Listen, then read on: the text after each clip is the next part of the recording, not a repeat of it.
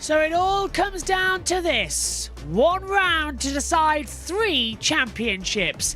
The drivers between Pascal Wehrlein, Mitch Evans and Nick Cassidy. The team's championship between Porsche and Jaguar. And the same goes with the manufacturers. We're going to be in for a fascinating weekend. Welcome to the London EPrix. While the drivers are making their way from the dummy grid to the main grid, let's straight over there and get all the atmosphere with JJ, Katie, Karun and Alan. Yesterday that this grid soon fills up, doesn't it? Katie, an exciting moment in the race. You know, drivers now are in the cars, they've done all their preparations and checks and chatted to their engineers. It just feels like the tension is quite high today. I mean, it is literally come down to the wire. It could even come down to the fastest lap, extra point. That could be what decides it today. It's an unbelievable environment to race in. I don't think there's any championships in the world that are as close to this in the last race. I think we all can't wait to get the popcorn out in the commentary box and enjoy the show. I think, Karun, you know, in these moments, in all sports, really, whether you're talking about tennis, football, golf, cricket, whatever it may be, you're looking to see who's going to crack first, aren't you? A lot of the time, you try to apply as much pressure as you can. Nobody's budged an inch at the minute. Well, we thought this guy was cracking behind us. Yeah, Nick Cassidy, you know, with that error in Portland and then a bad qualifying yesterday. But he's bounced back, and, you know, I'm really fascinated to see, because it's, as Katie is saying, it's very rare that we see a 3-way title showdown with just, you know, so few points between them. I can't remember the last time it's been that close. And we have had a Formula E championship decided on fastest laps, of course, before, between Sebastian Buemi and Lucas Di Grassi all those years ago. So, yeah, every point is going to matter here. Yeah, and before I kind of lose you, Alan, I want to talk to you quickly about the team. Yeah. Because everybody keeps talking about how much the pressure the driver's under. But essentially, I mean, if I kind of take it back to when I was playing, once I got onto the pitch, I was fine. But it was all about the information that I'd received beforehand. So the team's got a huge job today. They do, and also they've got to keep their strength just as much as the driver does. The engineer and the team behind them have to. I actually met Florian Modlinger from Porsche walking past, and I said to him, "You've been here before?" And he went, "Yes, I have." Because he's been in a position to win big titles in the past. And I think that experience is very, very helpful. But the way the engineer speaks to the driver, the tonality of how he puts the information across, where on the circuit it does, a little bit, a word too much, a word too little, can also make an effect onto how the driver feels in the car. Yeah, brilliantly. Right, do you two want to go and have a little wander, see what you can find? Well, I see Nick Cassidy straight away eating his banana. So we're gonna dive in. I'm gonna interrupt your banana eating, if that's all right. Can you delay your banana for 2 minutes? Thank you. What's the plan here, Nick? Because we saw yesterday that your teammate Mitch Evans, you know, Jaguar's strategy was to lead from the front, stay out of trouble. But that kind of compromised the energy. Have you guys had a rethink about the way you're going to run the race? Yeah, it's an interesting question. I've certainly had to think, you know, quite hard my side on how yesterday's race unfolded and how the lap change today will affect that. But ultimately, I think we've got good speed, so we just need to stay out of trouble. You're 4 points off the lead of the championship. Obviously, you've got your teammate right behind you. You've got Wehrlein just over on the other side. What's the discussion within your Jaguar team between the two cars? To be honest, I've tried to stay out of the discussion. I don't think it's right for a driver to get involved. I've been trying to be as fair as I can, letting that up to management. But look, I'm just trying to do my thing. I've had 3 tough races. I'm really proud of how I bounced back today, and I'm looking forward to today's race. And listen, if you win that race, it's 7 points gap over second place. The title's yours, isn't it? That's got to be the clear aim, surely. Yeah, exactly. So that's my target. I know today if I can execute, everything's possible, and I'll focus on that. All right, I'll let you get that banana now. Thank you. No problem with the brakes? You had a problem earlier on? We had a scare during one of the duels, but fingers crossed we're good. Good luck. Oh, great to chat with one of the title contenders right there on the grid. Cool as a cucumber as well, the delivery, the information, thought process. I have not spoken to the team. That's up to their job. I'll do my job. Well, his teammate is speaking with... oh, yeah, he's free here, Alan. Let's try and dive in here. Let's go around. Mitch, we've just been chatting with Nick up there. It sounds like, you know, he's trying to just keep his head in the game and not get him too involved in sort of team strategy conversations. What about you? Yeah, look, obviously it's a difficult one for the team to manage. We've got 2 championships we want to try and win. You know, the team's one's looking a little bit safer, but obviously with Pascal right there, you know, we've got to keep an eye on that. And look, I think we'll be free to race as long as, you know, things are under control. Look, I think with today's race being 3 laps less, it's really in Nick's hands. I couldn't manage it from the front yesterday, and I think today, you know, it could be beneficial having that track position. What do you think about Gunter sitting there in second position? Is he going to be a fly in the ointment for Jaguar? Possibly. You know, Gunter's he's normally pretty aggressive. If he can sniff a win today, who knows how he's going to react. I'm sure he's, you know, conscious of you know, us going for the championship, but he can also use that against us. So we'll have to wait and see. But hopefully we just have a clean fight and the best man comes out on top. Right, thank you very much. Thank you for your time. Let's wander down here and see if we can spot. Is it Pascal around?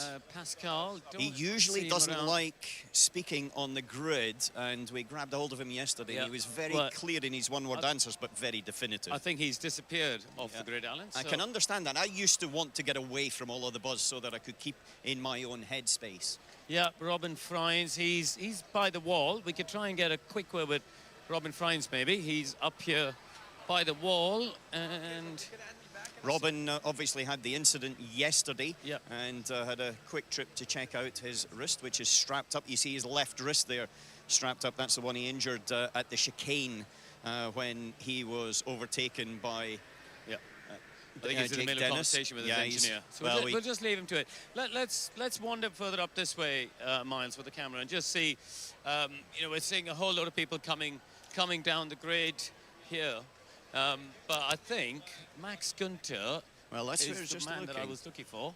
Now he's also gone. The drivers have all run away from us, haven't they? Exactly, but we got 2 of this. Well, I'll tell you what, let's throw to Nikki, because she has got somebody. I do indeed. Just a double world champion in Formula E.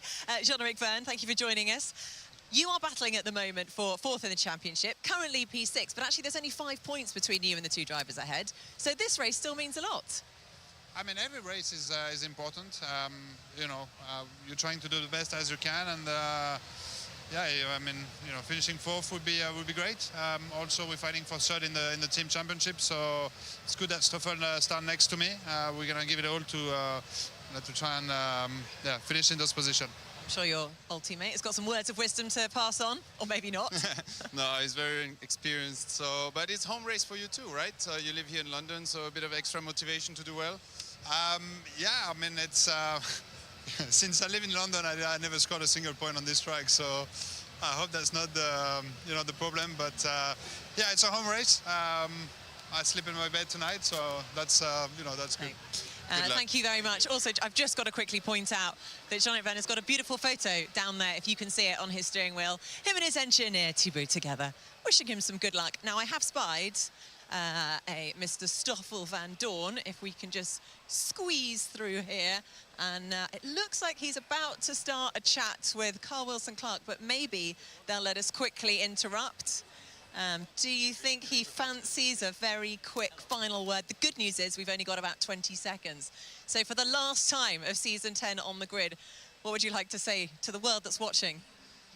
Good luck to everyone. Nice championships to be decided. I'm in the prime spot to see everything that's going to happen around me. Yeah, it really will. But, you know, so important for you and the team as well. Stoffel, it's been a pleasure to watch you over the season, and we'll catch up with you later. Now it's the opportunity to enjoy the British national anthem.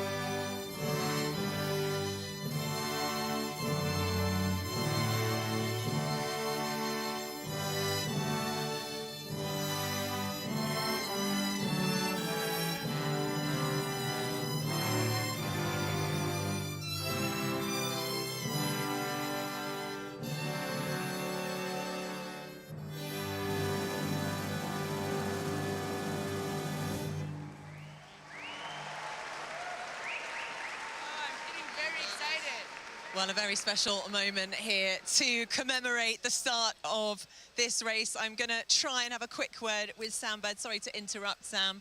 How are you? Home race, home crowd. That always gives you an extra tenth or two, doesn't it? Yeah, absolutely. And I'm supported by the brother who's getting married to this lovely lady next month. Come and say hello. Come on, brother. What's your name? This is Max. Hello, Matt. How does it feel as a family member? It must be pretty tense watching your brother. I hate it. I absolutely hate it. I'm sat at home saying all sorts of things. Well, you should just say good luck. I always send him a message before a race saying good luck. So brilliant. Well, fingers crossed it will bring the luck today. Sam, always a pleasure to speak to you, and good luck for your home race here in London.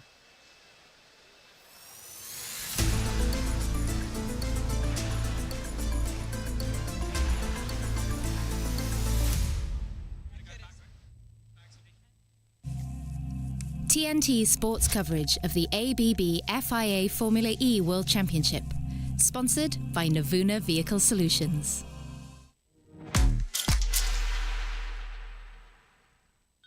There ain't no place like Manif. This city makes moments. Now it's time for my guys to take theirs. The top dog's taking no prisoners and the big man's getting bigger. Get ready for the smoke. Cause in this city, winners live forever. Manchester, where greatness is made. UFC 304, live on TNT Sports. It's not even the best city in the Northwest.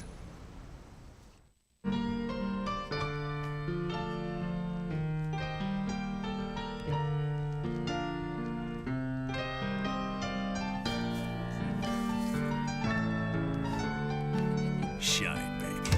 Shine. Do something about erectile dysfunction at Newman.com. Jamie sold his car to We Buy Any Car in 3 simple steps. That's the number of his favourite player too. He got a quote in 30 seconds, drove to his local branch in 13 minutes, and got the cash sent straight to his bank. Go on, Jamie.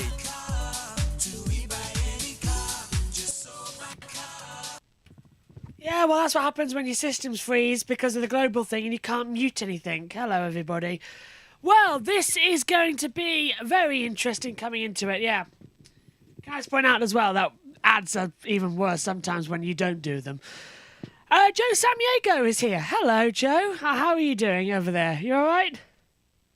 Morning. All good here. No CrowdStrike issues overall for us. Just some heat outside. It's been a hot summer in the Oregon state, but overall excited, and what a thrilling race we're gonna have today. Yeah, our systems are like they're so bad we can't even begin to explain what's going on. We'll just edit that out in post. It'll be fine. We'll edit it out in post. All will be good. You won't notice a thing to anybody else, so don't worry about it. If you're watching it live, you'll know. But yeah, who am I supporting? I don't really have a dog in the fight, but I must say Cassidy, I think, has got the biggest one. I said he'll win the championship. He starts on pole. Verline does look strong. Never count an underdog. Verline looks strong as well. But Joe, who do you think? We've got 3 in the hunt for the title, and it's really strong this season. You were trackside in Portland, and that's sort of when Cassidy's season took a turn for the worst. Yeah, his season took a turn for the worse, and I feel it's gonna be one of those deals where we're going to look at it and say, that was the race where it all fell apart for him. Because at the end of the day, he was on track to win that race. 2 laps ago, misses the corner. Since then, the second race, disastrous. Then we get into this race weekend, had been good. But now he put himself like, okay, I'm up against the wall. I'm going all out. I'm curious to see what he could do.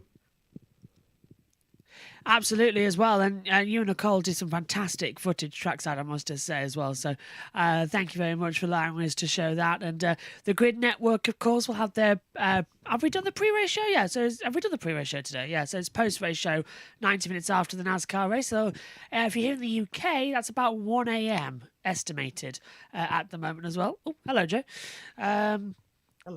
Why have I gone all square screen at the moment? That might be me. with the picture. Anyway, I'll get that fixed, and we'll get. Don't worry, I'll get that fixed, and we'll get ready to head over. Back over there to TNT as we gear up for the start.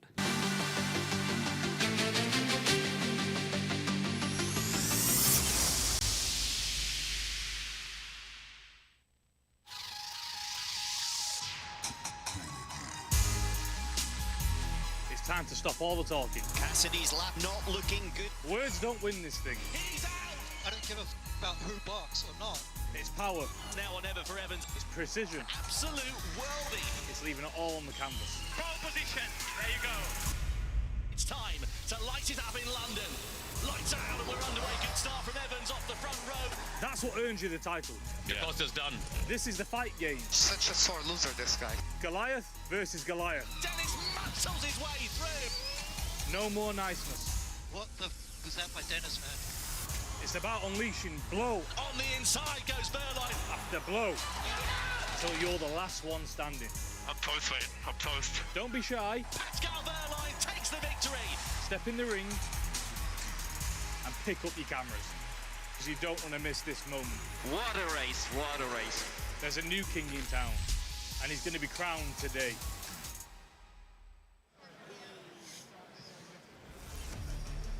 So welcome to all of our viewers joining us for the build-up to the finale of the Formula E season. The Drivers' Championship is poised on a knife edge with just one more race to go, and we're getting ever closer to finding out who will be crowned world champion. So for those new viewers are joining us, this race really is on a knife edge. There's 4 points separating the top three drivers of Pascal Wehrlein, Mitch Evans and Nick Cassidy, and we've got it all to play for. But before we get into that, Tom Felton, thank you for joining us, Harry Potter superstar. How's your day been? It's been really, really interesting. I'm a huge automotive fan, have been all my life. My first Formula E race, and I feel like I've come at like the pinnacle of what is a decade of an ever-growing motorsport. So very, very excited to see how it turns out. You've come to the busiest grid of the season. I know. Now, I want to ask you, because you're used to performing on set.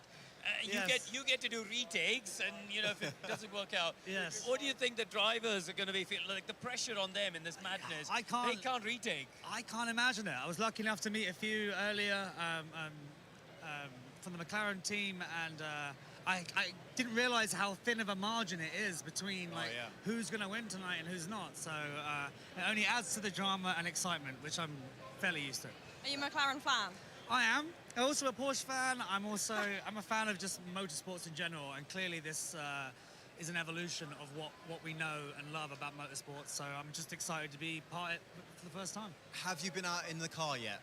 I went on the safety car lap. Oh, did you? Goodness gracious. It was a Maserati faster than I could keep my eyes open. But yeah, it was very enjoyable. The safety car's worse, I think, isn't it, Katie? Yeah, When you're in the 100%. passenger seat, It's way better when you've got a steering wheel in your hands, definitely. That's what I was saying, is that I had to brace my feet against the sort of bucket to keep because you have nothing to hold on to. But exactly. Highly enjoyable. Yeah, well, it's going to be a big race today. I know your time is precious, Tom. I'm hopefully going to see you on the golf course at some point. I look forward to it. Yeah, we'll have a good time. But honestly, thank you very much for your time. Thanks for having me. Enjoy your race, okay? Cheers, you too. Top man. Thank you.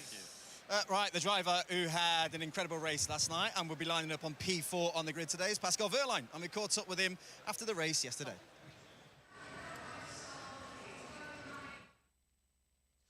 Making any calculations where I need to finish and where Mitch and Nick needs to finish. On the inside goes Verline. That was decisive. I don't want to rely on help from Antonio. Da Costa, his championship battle has come to an end there. Such a sore loser, this guy. I just want to be in the front, want to be quick and win. The pressure has been on him all the weekend. You know, we had already a good qualifying starting from P3, and I think in the race we executed perfectly. The start was not great, I lost the position. Lights out and we're underway. And here's Norman Netto on the inside of Pascal Wehrlein, and Wehrlein has to relinquish third place to the Andretti. So we had to change our plan a bit, when to take the attack modes and how we approach the race. Important was to stay in front then when I took my attack modes. And Evans is trying everything he can to get that lead away from Pascal Wehrlein. We did that perfect. This is the moment. Side by side they go. Wehrlein muscles him out and holds on to the race lead. The safety car made it a bit more difficult because all my advantage was gone. as the safety car bunches the field right up. There is another twist in the tail in the title battle. But yeah, I just tried to bring it home in the end, and yeah, we did that really good.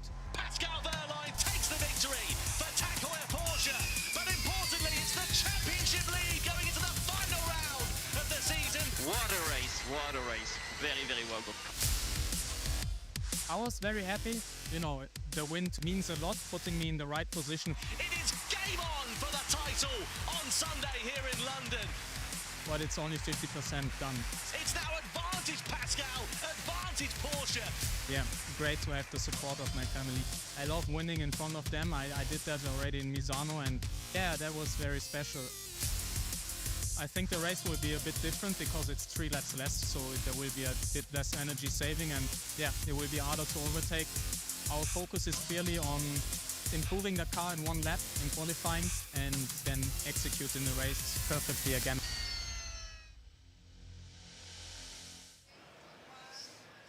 Yes, he's the man that they're all going to be chasing down in this huge race today at this doubleheader here in London. We've been joined by Mark Webber. Mark, thank you very much for joining us. Pleasure. You've got what a day you've had. Oscar Piastri, one of your protégés, going and winning in Hungary. Yeah. I flew in this morning from Budapest, so yesterday quali went well, obviously front row, and then he got a great start, and yeah, it was an awesome Grand Prix for McLaren. 1-2, and yeah, just tremendous, and a bit of fireworks. Brilliant. With Max and Lewis as well. Of course, so yeah. Capitalise. You must have eyes and ears everywhere, because your other protege, Mitch Evans, is in contention here, third on the grid. You're here as a Porsche ambassador with Pascal Wehrlein.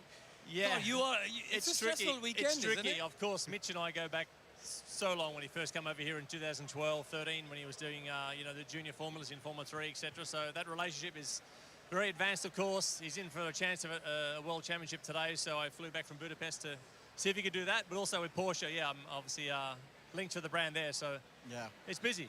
It's busy. It is busy. I mean, it's interesting with Nick and Mitch. They go way back, don't they?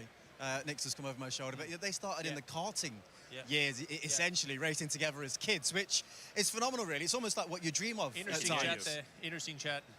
I mean, look at them. Here they are now going up against each other, and I think these are the moments as athletes, especially kind of in this industry in particular, that you dream of coming to this moment, don't you? Of course, and I think geographically where we're from, Australians and Kiwis, it's not easy to get on this stage over here, and they've both done very well. Obviously, Nick in Super Formula, different categories, DTM, Mitch in Formula 3 and Formula E. He's done so well with Jaguar over so many years. So world-class motorsport is in good hands with some very fast Kiwis. It is indeed. Do you think they're doing a deal for the opening lap? I think it looks like a deal. They're trying to do something. Would you be doing a deal? Like if you were on the front row fighting for a championship, you'd be doing a deal. It looks like a deal. It does indeed.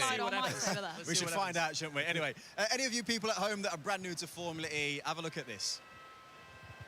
Formula E, the world's first electric single-seater racing series.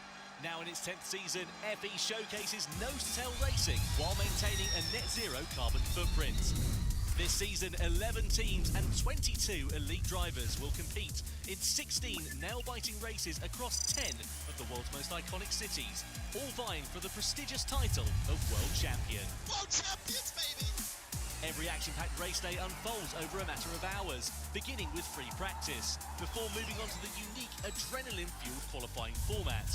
Here, the drivers are first split into 2 groups. After a 10-minute session, the 4 fastest from each group advance to the head-to-head duels, a series of 1-lap knockouts to decide who claims pole position and 3 World Championship points.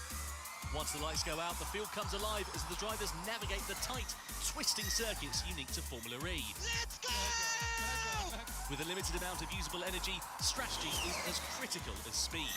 Drivers must also navigate attack mode twice during the race, a boost of power which is awarded as a trade-off for driving off the racing line into the activation zones. This is the one! As the checkered flag falls, the top 10 finishers earn World Championship points.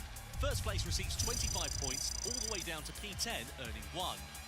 An additional point is awarded to the driver in the top 10, who completes the fastest lap of the race. Expect thrills and spills, and after 16 rounds of wheel-to-wheel action, one driver will be crowned World Champion. So much to look forward to here. So much anticipation building in the air as well to crown a Season 10 champion. It'll be our 9th different champion inside 10 years. I think, Joe, that just shows exactly what this championship is all about. It is so unpredictable, but also it's earned its place as a full-time championship now. It is a top-level motorsport event. It is, and they did a really good job explaining the upbringing of Cassidy Evans, their racing history, because I think that's something a lot of American audiences don't see, because CBS, they just grid the race. If you're lucky, the podium, maybe an interview, and then we're off the air. It has become a series where it is one of those, I mean, there's a reason why it's in the grid ranking. It's the premier electric racing series. You have teams like McLaren and Reddy, Nissan, all these manufacturers that see the potential in this series and they keep investing in the evolution of the car. It's pushing the drivers to a new challenge they have not experienced before in F1, in karting. So this has really become something where I feel Formula E, if they continue this growth, it's been a slow growth, especially in the United States market, they could maintain a stable group of audience, fans, that will build that momentum up, because let's be honest, with the electric car technology, if Formula E could maintain their presence as the sole Formula E Premier Series, it's going to be fun. And I got to say, the racing this weekend, physical, aggressive, this is what I like about Formula E. For the longest time, I've been a fan of this kind of racing. I'd like to see more of this racing. Proper old school style as well, Formula E. Some concert going on now on the start-finish line, which has become apparent here in the XL races as well. This could be next year we're here for one final time. We know that. Whether or not it stays in London going forward, we don't know when we come to Gen 3.5, the Evo, coming in 2026's season. So many things coming and change in that year as well.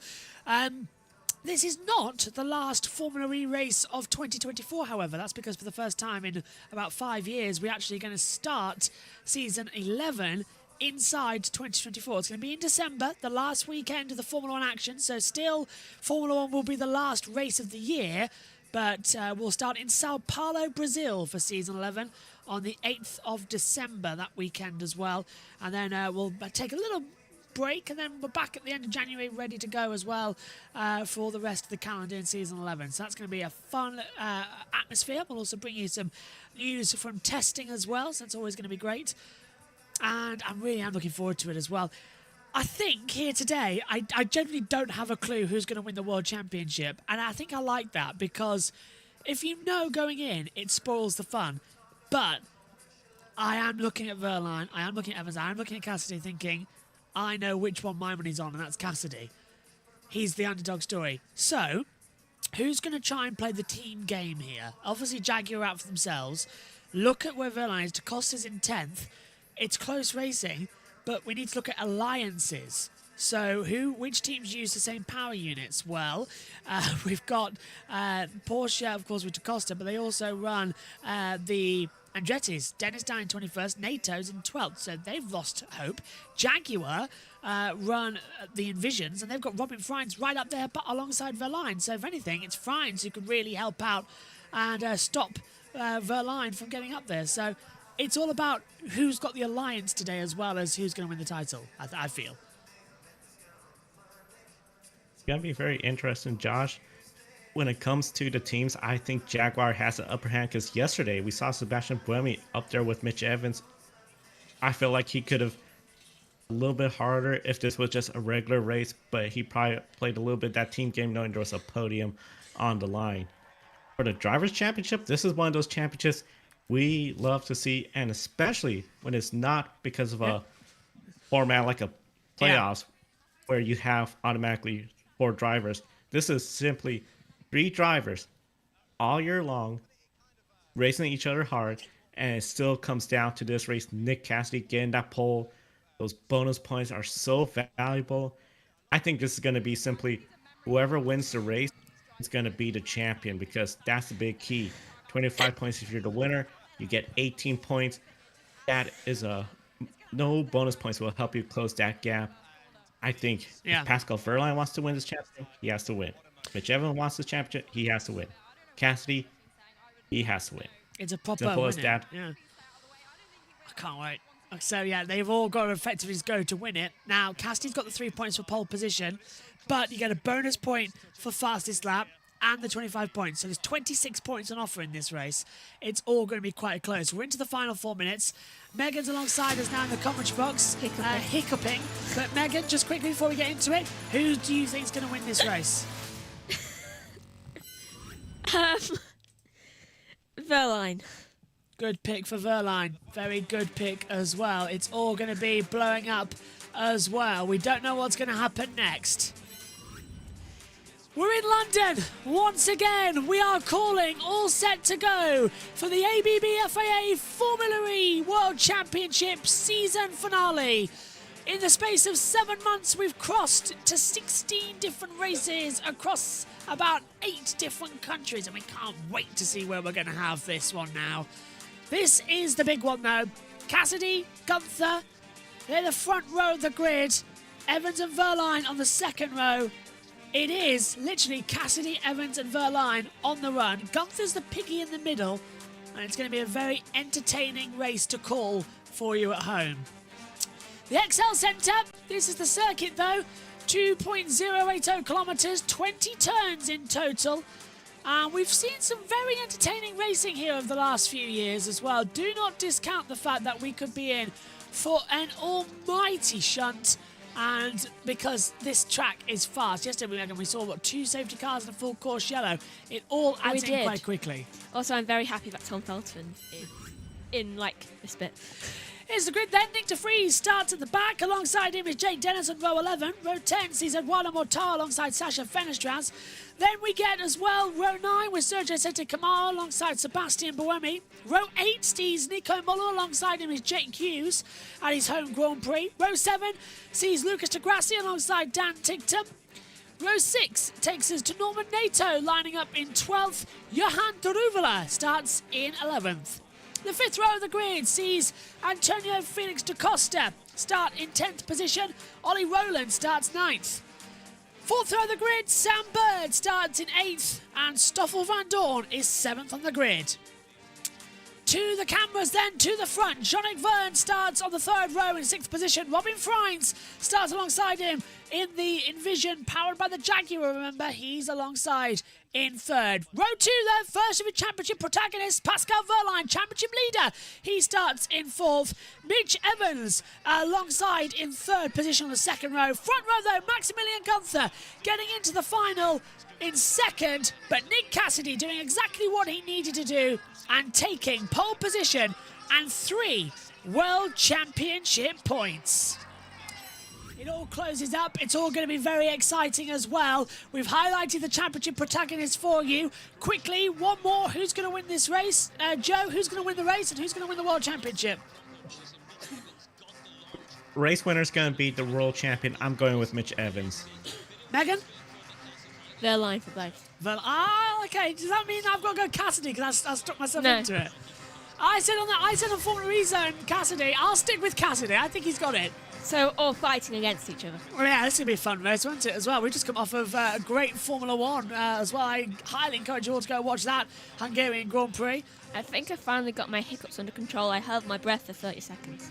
Well, that's going to be good news then. Which is the way to do it. A live orchestra is calling us into a race. How fantastic is that? It's literally Shakespeare, what we are writing here. I want a live orchestra everywhere I go. Virtual Race Engineer says Cassidy might save some energy for the first few laps and then push hard and create a gap to make attack mode. We're going to wait for the smoke to billow away as well. London is calling for the Season 10 World Champion. It's come down to round 16 of 16. It's Verline, Evans and Cassidy with all 5 lights on.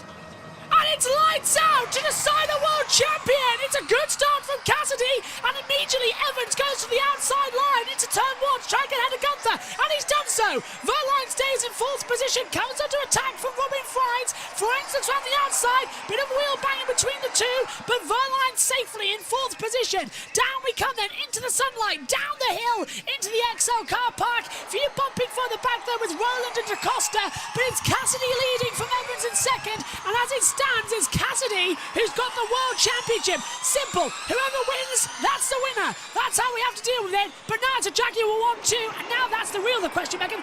What are they going to play? Because they've got the Teams Championship to contend with as well. They do. So I am not sure at all what is going to happen, but I can only hope for Verline. Yeah, I think Joe as well. Gunther staying in third. That was the best thing for the Jaguars. Worse for Verline, and now Evans is wanting to go. Do you play the team game or do you play the World Championship game? That's what you've got to deal with here. One of the things I'm watching for, behind Pascal Wehrlein, you got Friend. He's in the Jaguar powertrain. Is he going to apply pressure to Pascal much early on? The Versal says we have no team orders. Oh, there are team orders. Drew against Ed DaCosta. Dennis ahead of Mortara. Cassidy has officially led lap 1 of this race. So I'll write him down on the list. Now, yesterday was 38 laps, or 37 laps, isn't it? Today it's 34. We've reduced it. Cassidy will lead on 202 points. Evans on 195. Verline 192. Yellow flag at turn 3. And it's Dennis! Jake Dennis, once again, is off the track at turn 3. Even yesterday, it's probably a good thing. Now, and Mortara's in there too, and they're both off, and they've blocked the track. Now, what are we going to do here? Are they going to deploy the safety? I still haven't got my stopwatch as well. Are they going to deploy the safety car? It's literally in the hall. I know. They'll have to deploy the safety car. Just screenshot that. Ready for tomorrow. No sign at the moment of a safety car being deployed, just double yellows. I think, Joe, that might have to be a safety car, and it is a safety car. They've thrown it. Yeah, safety car's out, because that track's now blocked down there. Yeah, I'm curious to see what happened. Tough break from Mahindra. They had a great effort yesterday, but Mortara done for the day, it looks like, or at least he can maybe get it rolling, but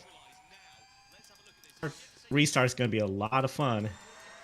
It really is. Evans was trying to have a go at Cassidy, and Verline was trying to pass Gunther, and they are both into the wall. Well, I suppose it's a good thing that they're right next to a place where they can just pull them off. Mortara's getting out of the car. Dennis, I think he's bad week. Well, to be honest, Jake Dennis nearly has a race ban for what he's been doing all this weekend. He's always made contact with somebody. I mean, Mortara's probably done the rest of the field a great service in getting Dennis off there. Yeah, probably has done as well. That was a very long hold for the lights to go out as well, I noticed as well. And then we missed the 3 coming on. Suspense. Yeah, they were too busy with the virtual race engineer. So safety car's out then. We'll have some added laps if we go over 4 minutes. And here's how it happens. So look further back. Oh, hello. Mortara's got no steering. Dennis has already forced him into the wall once. And then Mortara's going to where to go. Just comes into path with Dennis. Watch, exit of turn 1. This is Dennis. He's battling with Boemi. Dennis loses out, and he goes wide. He puts Mortara into the wall. Mortara's got no steering and just clatters into Dennis. Karma. That is karma, to be fair. And there's broken suspension on both, so they're both out of the race. Yeah, they're both out. Great. Well, time for a reset.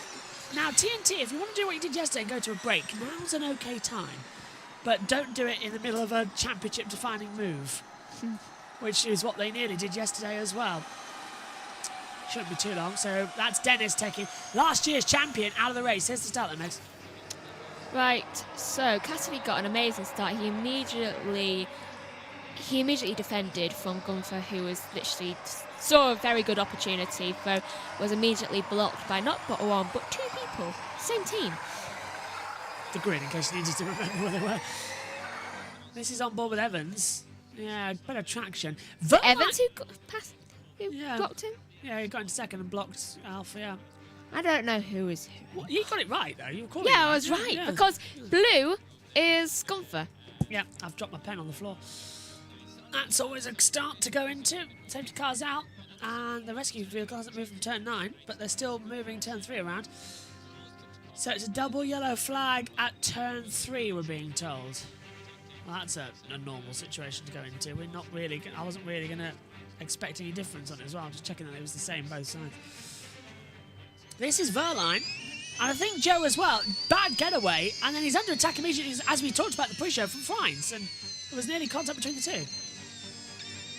Yeah, not exactly a good getaway. You could hear a little bit that wheel spin right before, but at least he managed to, stay ahead of Friends, because I think that's the big concern that team's going to have is you have Friends going to try to sort of help out the Jaguar powertrain teammates in the Jaguar drivers, but of course that's also going to help the two drivers in the championships and work against Pascal Wehrlein. So I think when it comes to this restart, Pascal will really want to get a good launch on essentially Gunther, try to get around him. So on the restart, attack will be open.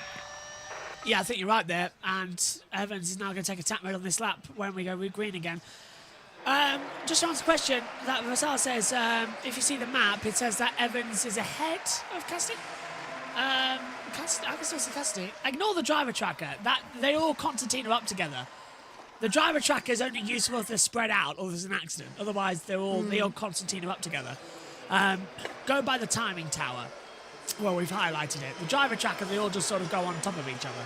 So it's very hard to say who's ahead. Go on, Megan. A lot of debris. Yeah, so maybe next lap. Not this lap, the next one, because I've got to tidy that up and make sure there's no punctures. Yeah, turn 3 is not the fastest corner, but it's the first one before you go out and underneath the circuit, as we see here at the Excel Centre.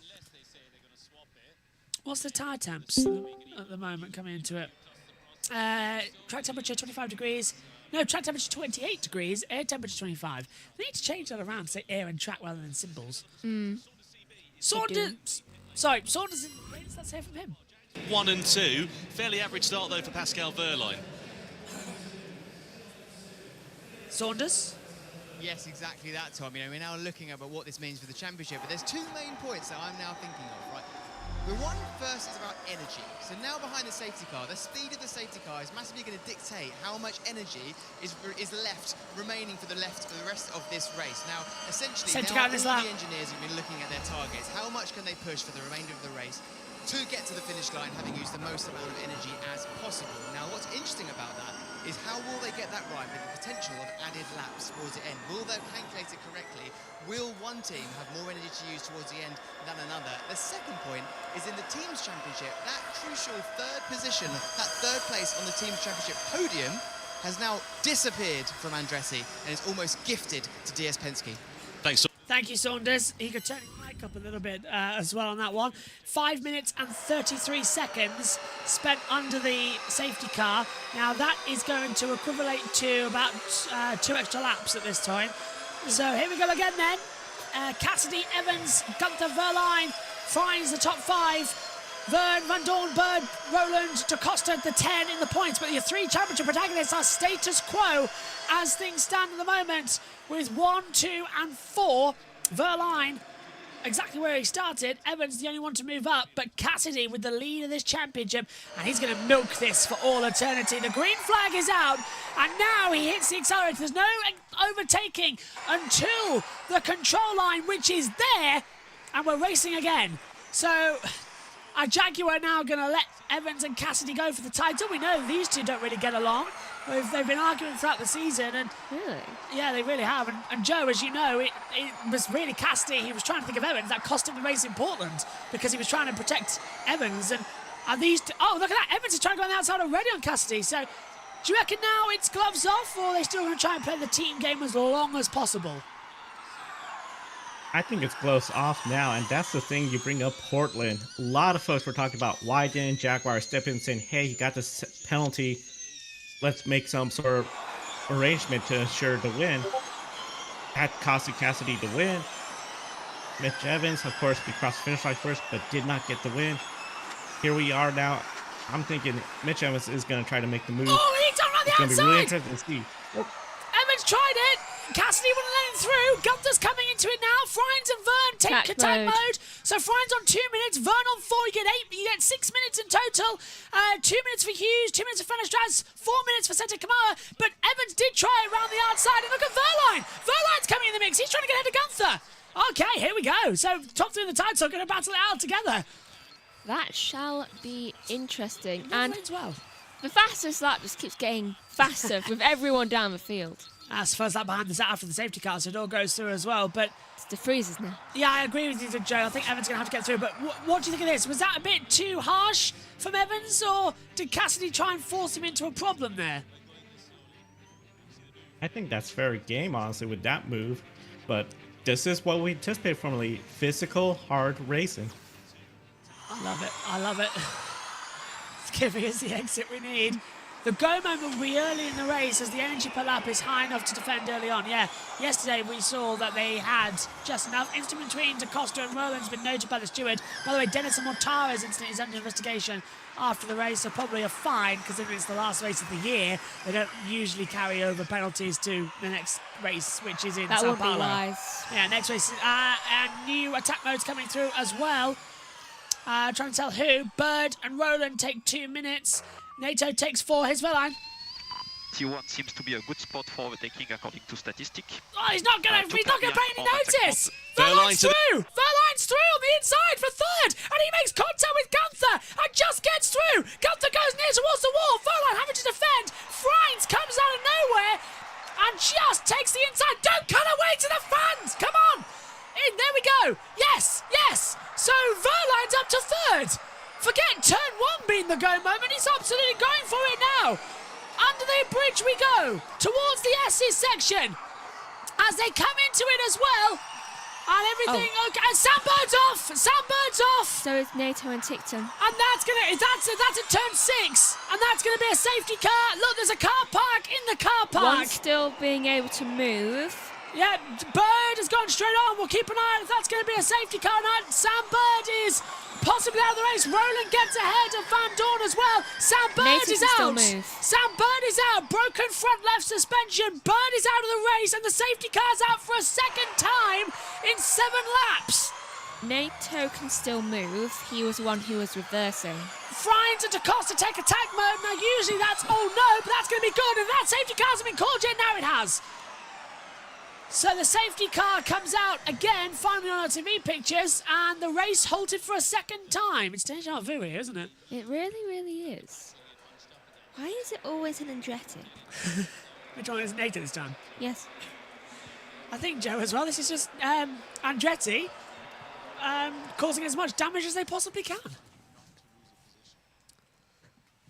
They're going to be disruptive. This is a new way of doing in the championship, but this is where they want to see. The top 3 in the championship are now your top 3, and I think Pascal Verline has the advantage. He could apply pressure to Evans, and the only way Evans could respond to that, put pressure on Cassidy.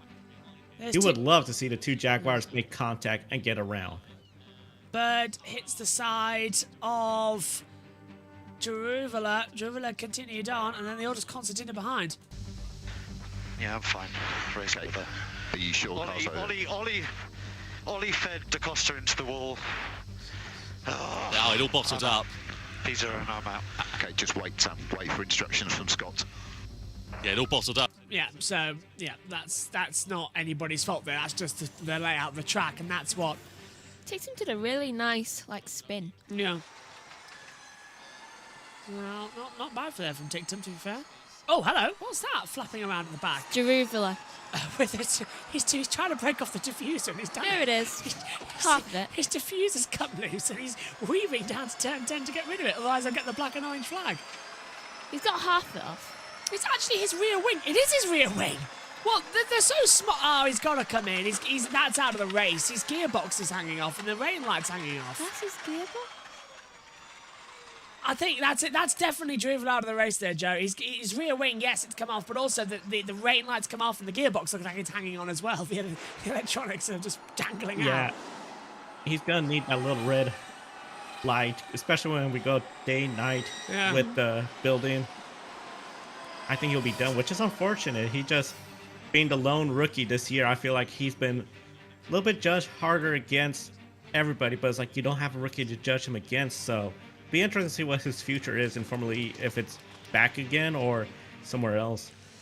Florian Modlinger, again, very happy with Verline on the outside into 19, becomes the inside for 20, and he just got ahead of Gunther nicely. 8 minutes already of this race, by the way, spent under safety car. Joe, I don't know if you know, what time is the green flag for IndyCar? Is it 6:30? IndyCar. Yeah.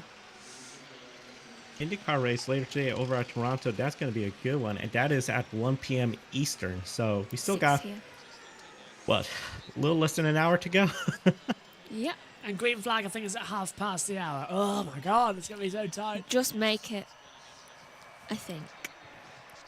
I'm not even finishing that. For the grid ranking, this is the last weekend where we have 5 series or more running this year, because Formula E will be out. Then we'll have a couple of 4 days, 4 series races, and then 3, 2 to 1.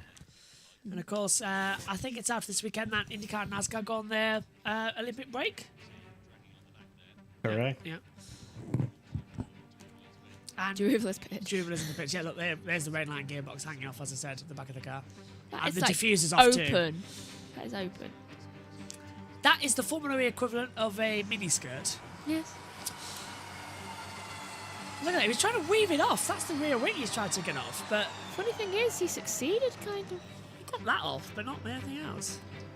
Right into the path. Okay, safety car's now been out for 9 minutes and coming up to 10, so it's going to be 3 added laps that they're going to have to contend with at this point. That's an insane amount of time to be added back.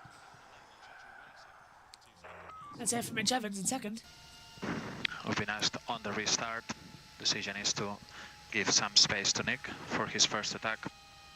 So the 2 Jags going to... How about now? We just saw McLaren have a self-destruct weekend in Formula 1. Somehow I think Jaguar might have it here. I don't think Evans is going to do that. He's got to think to a world championship here. Difference is, Jaguar, I think, can't recover. McLaren easily do. Yeah. I'll tell you this right now. I don't know if you agree with me, Joe. The best thing here is that Jaguar win the team championship and Verline wins the drivers' championship, because otherwise Cassidy and Evans just won't work together anymore. Yeah. So my pick is. That's the thing. I think. Oh, go on. I feel Jaguar has the advantage in the team's championship. That's pretty hard to beat. The biggest thing they could do, and this is where they have to watch for, because they're telling Evans, give Cassidy that space. But Cassidy got Verline behind him. He is not going to care. He's going to try to push Evans to get a situation where if Evans gets around Cassidy during the attack mode, and he gets in between, you can't do team orders because you got Pascal in between. This is too much to risk for, I think, Jaguar. Here we go again. Evans knows the score. Don't give room to Cassidy so he can go for attack mode. On to lap 10 of 34. We're racing again here in London to decide a world champion. And look at Verline. He would have heard that message as well. He knows exactly what to do. Attack, attack, attack. And gain the advantage. Your top 3 in the championship are 1, 2, and 3. This is what we love. Coincidentally, I think they're in the opposite order that they are in the championship. They are. They are. Correct. Yeah. But it's winner takes all, so actually Evans stays where he is. And then Cassidy takes the lead, Verline goes to third. So it's that close in the championship. It's winner takes all. Bonus point at the moment goes Lucas Degrassi, 1:15.357. Oh, this is amazing. Verline's all over the back end of Evans. Is he going to go for it? Surely attack mode first. Yeah, there goes Cassidy. And Evans didn't listen. But Cassidy side by side, the 2 teammates and the championship protagonists come to blows because Cassidy keeps ahead. Evans briefly had the lead, but he had Verline all over his trumpet as well. And this is amazing. You've got, and there on the inside, that goes Roland getting ahead of Robin Friends, and in the opposite end, DaCosta gets ahead of Van Dorn. Lines as well. You want me to go back on the front, right? Ideally, they would like at least one of you Intention is for Nick to come out ahead on this first attack. Come on, guys. They screwed him. They knew that Nick would go out in the first attack. They completely screwed Evans because now he's on sick attack mode, and Verline's gonna take him. Oh, Jaguar! The idea there was shame for that, isn't it? Evans should have taken the lead. Cassidy held up Verline, and then it would have been a bit more fair. Oh, Joe, Jaguar have said this all season. They don't know how to run the team together. I left my book in here. They don't, and that's the thing. From Portland all year long, we've been seeing this. That's a big missed opportunity because, yeah, Evans is going to be now in a bad spot when he takes attack mode. He's hoping the others will do late enough, and then he could get it late enough. But with Verline behind, boy, he is in a hard spot. Cassidy just got a huge one hand on the championship. Not 2, but just 1 right now. Now let's take a look at it from Cassidy now, as Jeruval has officially retired from the race. Bird and Jeruval, by the way, under investigation. So Cassidy got the accelerator and Evans just let him through. Evans did physically just lift off and let him through. He could have held on. He could have, he should have, to be fair. Roland and Degrassi both take attack mode, and I think Zeto Camera. Yeah, they've all flown it up. Let's take a look. Yep, Roland taken 4, Degrassi 2, and Zeto Camara missed it. Missed it. He missed it. That's it from Evans. I played fair now, so it's the last time I do it if I'm not getting any context. I play it fair now, but that's the last time I'm doing it. Go on, Jack. I'm curious, why is Cassidy not pulling away with the attack mode? He seems to be bunching them all up. Has he still got it? Well, Roland says he's got it. I don't think he has. And Evans going to go for an attack charge here. Is he going to go for the mode to try and pass? No. I think he took 2 minutes. Hang on a minute. 6-2. Cassidy took 2 minutes. Cassidy only took 2. He's used it. So he's got 4 left. And Evans still has 6 to play. Roland trying to go on the outside of Friends for the back using that 3-minute attack mode. Oh, and he gets squeezed into the wall there. A lot of people have just tried to get attack mode but failed. It's really closing. Checo says really hoping for Cassidy to take it. Sam Bird is out, here we go. Anthony says, where's your checkered shirt to the finish line? I've got the shorts. Let's hear from Evans. Oh, sorry. Nick is not attacking this lap. Gloves are off. Gloves are off. There we go. Gloves are off. Brilliant. Wow, London's a great place for a fight. Bird and Jeruval is under investigation for causing collision, so it wasn't just noted now.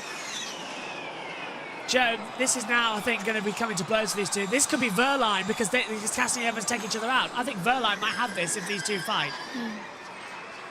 And that's the thing. Verline knows if he could put the pressure on Evans to make that mistake, make a move, and it ruins the 2 Jaguars. Oh. Here we go. And that's Cassidy taking his final attack mode of 4 minutes, but Evans this time didn't leave him enough space to come back through. He didn't hold up Verline, and now Evans takes the lead for the first time today. Well, this is going to be fun, isn't it? I wonder whether there's going to be another crash. This is going to be very interesting to see what happens in this lap. Does Evans go for his attack mode? What does Verline do? Does he go for the lead? A lot up in the air. If I was Verline, as soon as I saw Evans going for attack mode, I'd go for attack mode as well. Yeah. In fact, if I was Verline, I'd go attack mode this lap, cover off Cassidy, and then benefit from Evans. 4 minutes, I'd go. The thing is, Cassidy's now taken both attack modes. Evans hasn't taken one, and now it's... Ideally, Cassidy's got the better race pace. Let's hear from him. Okay, that didn't quite work out, but they've not done any attacks yet, either of them. I'd argue it did work out. I told you guys. Oh, Cassidy's not happy with the radio. I'd still argue it worked out. An advantage. Go on. I think Verline he knows the 2 Jaguar drivers are going to be bickering back and forth about each other.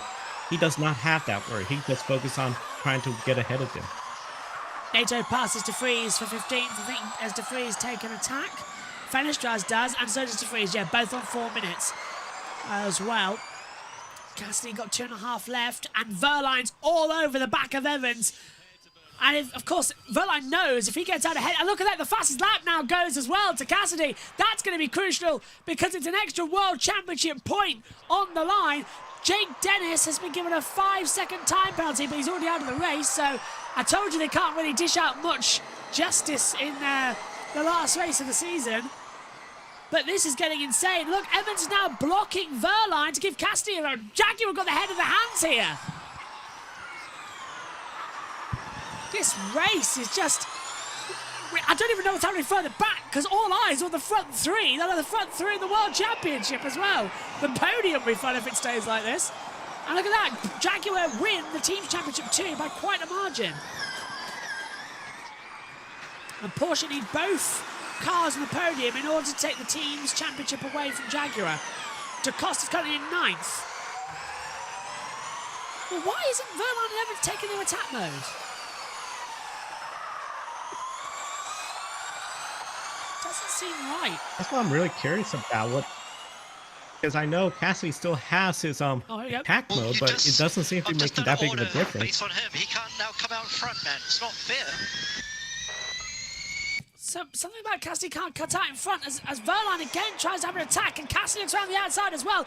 Verline's trying to have a go for the lead of the race, and suddenly everything is just exploding in this one. They're going to come together, you know. Yeah. All three of them are going to crash. Look, Cassidy's nearly in the wall already at exit 4. This is not going to end pretty. I mean, that's... Go on. Evans appears to be just doing what Cassidy was doing, just bunching them all together. Oh my God, do not cause drama. Do not cause an accident. I mean, if you do cause an accident, that means Verline wins the championship, so I'm all for it. Yeah, I mean, Verline probably will be fine with retiring as well. But there's no way they can score. Well, they can all actually level the points. That's possible. So that's why the bonus point comes into it for that. And 16 seconds left. Cassidy's done nothing with this attack mode. So, oh, look at Verline thinking about a lunge on Evans. Getting super close to the wall through the 16-17 section and up towards turn 19. Verline looks to the inside line, can't get through. Evans went block to fence. And now Cassidy without attack mode, he can feel free to push a bit more. 18 laps to go, plus whatever happens, Verline's sick of seeing the side of a Jaguar, but nothing he can do about it. Into the first corner, he looked to the outside into one and didn't pay off. Go attack mode, Verline. Go attack mode. It's going to be one of these days, isn't it? What's happening in the midfield? Look at that, it's all switching back. Roland's up 2. I have no idea. Roland past Vern. Van Dorn and DaCosta passes Frines, and Hughes past Muller. What's happening in that little zone? They've all concertinaed up. Look at Porsche. They look worried. They're just like, are we happy or are we not? Oh, look at Verline. Verline is standing in the back. I thought he was going to go over the top of Mitch Evans. Cassidy's fighting up now as he come over the bump. Into 16. Here's Verline. All snap. Evans really looking slow now. He's 4 seconds off pace. Yeah, it's a 1:12.3, best lap time. They don't take attack mode. No, this is going to be it's a bit on the nose, isn't it? Contact between Verline and Evans has been noted. What contact? Instant between Verline and Evans noted by the stewards. No idea what the hell that's about, but we'll find out soon. Vern and I'm Roland wondering if that was at the end of the front stretch. Oh, yes, right, moving on to braking maybe? That's what I was thinking, because it looked like slight contact between two, but the moving under the brake and was really stood out. So Verline is 2% up on us, Mitch 1%. Yeah, I know, but I've just spent energy to create a gap because that's what you guys told me it's going to happen. And now it's this. Yeah, it's not working. Oh dear. This is entertaining. Are both of them in the team next year? They are, yes. Oh, that's not good. Roland's past Gunther, by the way. Ollie Roland's up to 4th. Could be him fighting for the title, of course, but he missed that double header in Portland due to illness, and championship he was on an outside shot, and yesterday lost it with the accidents. As we see, DaCosta trying to go down the outside of Vern, and Muller passes to Grassi for 11th position as well. Oh, Vern, he's just all over the back of Evans, isn't he? Coming into the last corners. They're just ticking down the laps now as well. It's not, oh, hello, side by side. That's something with Gunther, so that's Vern and DaCosta side by side. DaCosta's on the outside line, down to turn 1. Vern has got the inside, and nothing there. Oh, and Verline having an attack on Evans, and Cassidy's in there too. A lot of those, aren't there? Yeah, it's confusing me. Oh, little contact there. So that's Vern dropped behind DaCosta, and DaCosta now having an attack on Gunther. And no further action for Bird and Jaruvula for causing a collision. Yay. I can't work out this race. I don't know whether we want it to be good or not. I just want to see who the winner is. Well, right now, Evans is the title lead. Look at that. Well, they haven't taken attack mode yet. They've got to this. No, they still haven't. What are they doing? Do they have something against attack mode? Someone's taken it. Vern. 2 minutes. And that's his final one. Muller takes it, 4 minutes. That's his final one. On board with DaCosta. He's slowly making his way up through the field, isn't he? He needs both of the Porsches on the podium to have a chance at taking the Jaguar Team Championship away. I feel like a minute ago he was 11th. Look at this. So it is winner takes all. So Evans on 202. Verline on the inside. And he damages his front wing. He tries to nerf Evans out the way. And he almost takes off his front wing for good measure. Well, we know Verline can race without it, like we saw in Portland. But I think, Joe, that's a bit of temper there. He's getting sick of Evans dictating this slow pace. He's doing it again. Yeah, I mean, that's the thing. Evans is pulling up everybody, and at the end of the day, he wants to see a mistake from Mitch Evans. He has the faster car than Mitch Evans, in my opinion. So let's see what happens, because attack mode, that's going to be coming shortly. Gunther and DaCosta battling each other. Hughes and DeGrassi's under investigation for causing a collision. Don't know when.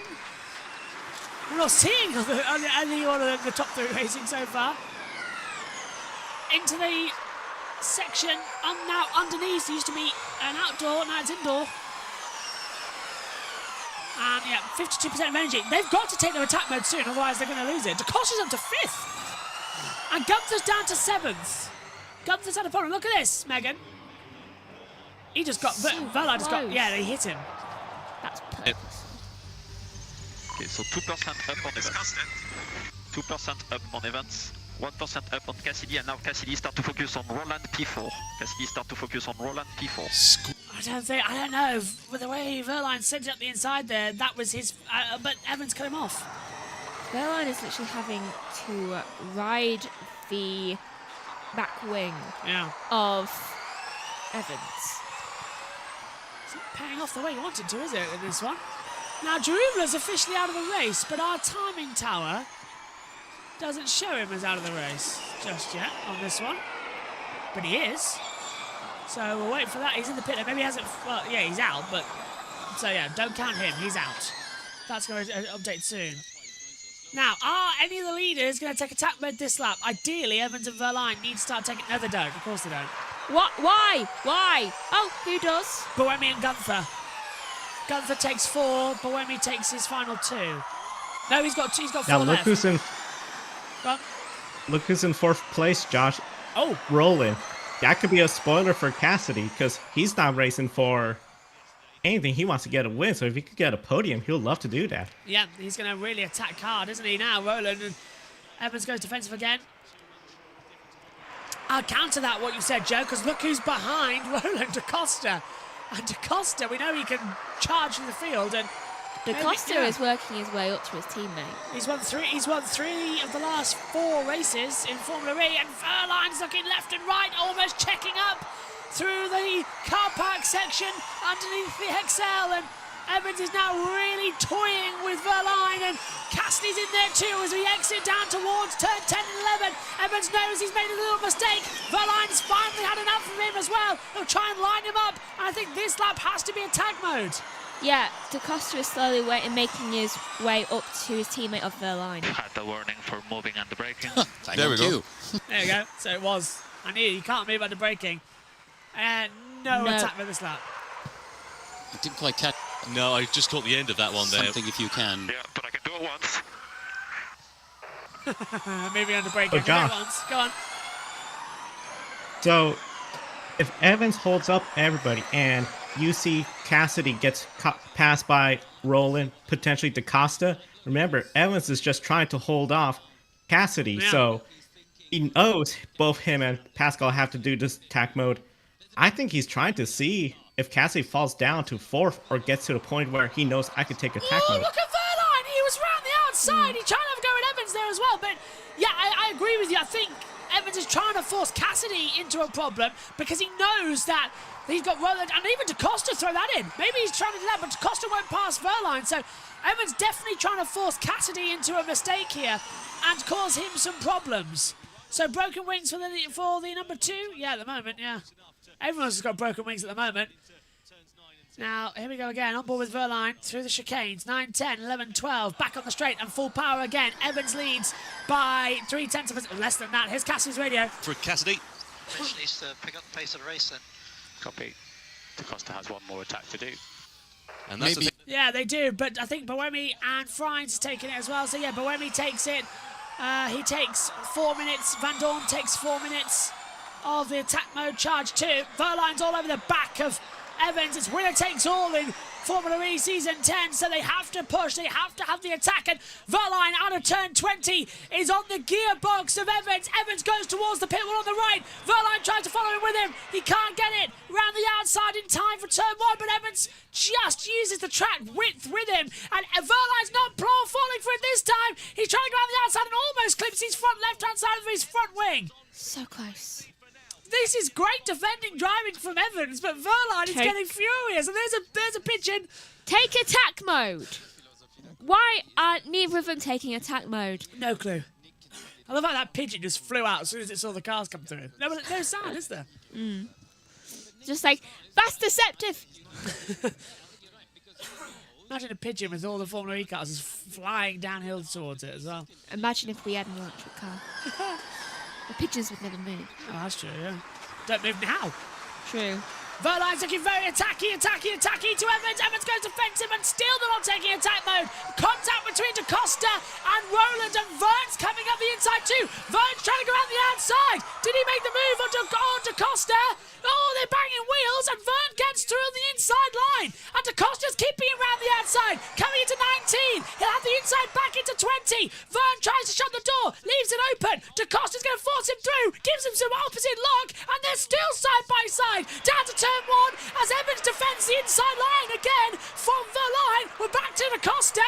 He's still now on the outside, and there's contact between him and Vern goes through, and here comes Gunther around the outside at 3. He'll have the inside to 4. DaCosta tries to loop it back round Vern. Hasn't worked. Gunther sticked it back up the inside. Now DaCosta's going to have to brake late. He's on the inside. Now the outside. Further contact. And Gunther gets ahead. But they're all just continuing up. Fabulous couple of corners. All DaCosta's hard work taken away. Great spot from Lou here. This was missed most of the year in Formula E. Oh, it's great. Most cars behind had taken both attacks, only As and Pascal left. And look at what that Lou's pointed at, and look at what's happening to Verline. Verline is 3% up on energy to Evans as well. Black and white flag for Evans for moving under braking. And Brad says that pack racing is a bit too fake. We're not pack racing. We're not energy saving, we're not peloton racing, this is proper street racing. They're all giving it all, I guarantee you. This is a street course, and there's a championship on the line. It is tacticians playing as Evans defends that line again through 1 and 2, and Evans knows what to do, and he's now Cassie's having an attack on Verline as well. Oh my God. Someone needs to distract Cassie. I'm not sure, there's bodywork off there, look at that. Into the car park. Verline's going for it. Shuts the door. There's it from Evans. No double moving into turn 1. No double moving into turn 1. We have a black and white. I'm not. I'm moving before I'm lifting. Copy. We have a black and white now officially. Why is this so intense? Because this is the championship decider. And look at Evans looking very, very slow. And Verline lifts off. Hang on a minute, what's happening here? Oh, that's why. Vern's been sent wide by Roland. Good. And DaCosta jumps them both. DaCosta jumped them both. He's up to 5th. What a move from DaCosta. And Frien's down into 11th. Cassidy's looking to get through on Verline. Verline jumping around like crazy. Excellent turn 20. We ride with Evans. He's moved once on the start straight. He can't move twice. Verline tries to look round the outside. Hasn't worked out. He'll try and get a cut back through 3. Meantime, Vern was up the inside into Cost. No, Vern's on the inside with Gunther on the outside line. And I think they got through okay. Can't quite tell from this angle. Gunther's ahead of Vern. There might be some bodywork damage there. And Verline, have you ever tried to cage a pit bull? No. I would imagine it's something like this. Why don't we ask Lewis Hamilton? We'll say a German Shepherd then. Because Verline's German. So what I'm seeing, Josh, is here, especially where the Constantina effect occurs, is where Mitch Evans slows everybody down, hard to pass area. But then that straightaway, he really guns it, so that way he tries to get a distance. Hopeful to seeing some side-by-side action behind him, because he's still got to get his attack mode. Yep, neither Evans or Verline have taken that attack mode yet. They've got 6 minutes to do, and that's 2 deployments. They've got to do it now. They're playing for time, and it's running out.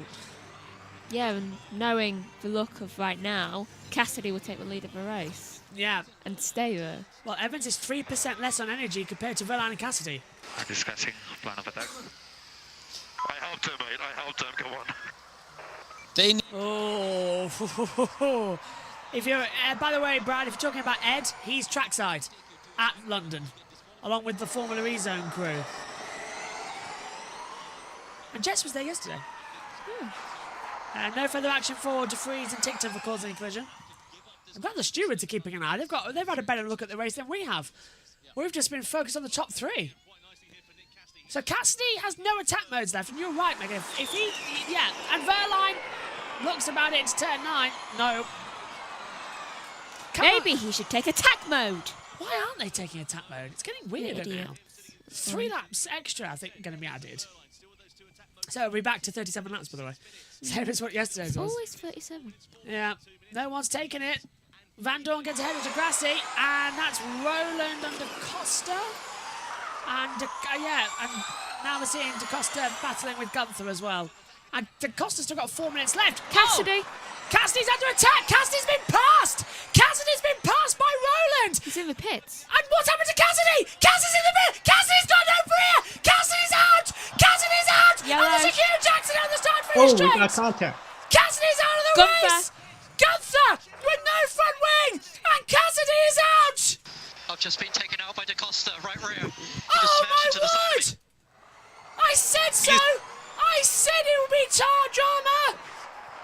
Porsche have used DaCosta as a battering ram, and Cassidy is out of the race, and he's out of the World Championship. I knew they were doing something weird with DaCosta. He was moving up very well, and I knew he was heading towards his teammate to do something to help. I really hope that wasn't deliberate, because if that was deliberate, safety car's out again. Now this might, if it's a puncture, this might save Cassidy to get him back in the race, but I'm sure his World Championship is gone, and now the safety car's out. Into the lead goes Oliver Rowland, and Evans and Verline. Did they get a tag mode before the safety car came out? No, they didn't. Well, I can't tell. Roland leads. I don't think they did.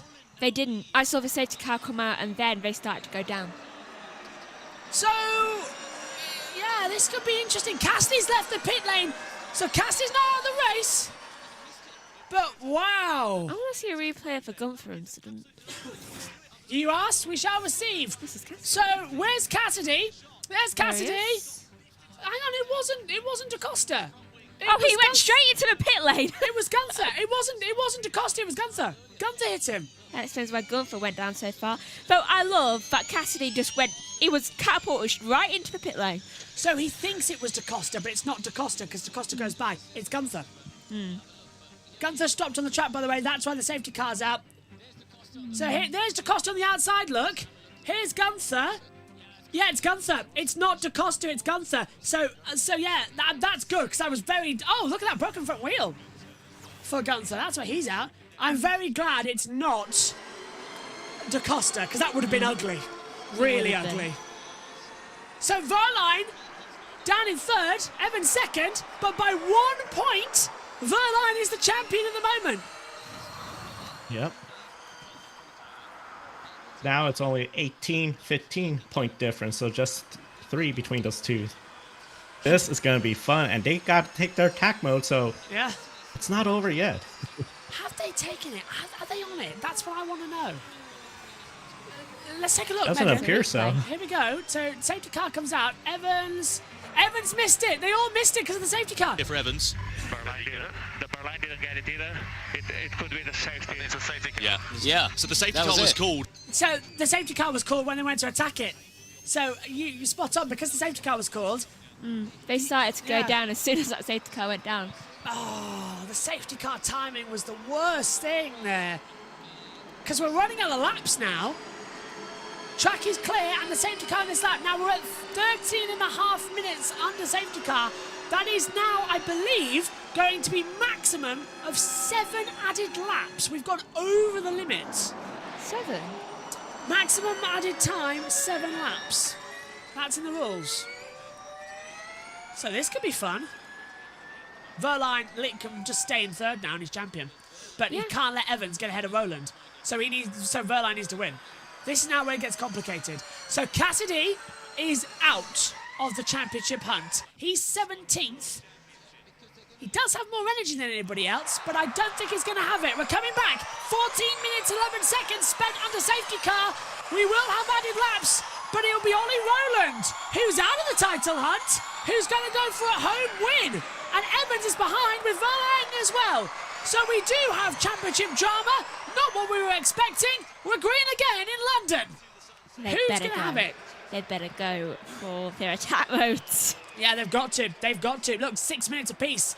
And Acosta's got one left as well. Roland doesn't. This is open. Roland, Joe, exactly as you said earlier, Roland could just win this race. He just go now. There's nothing stopping him.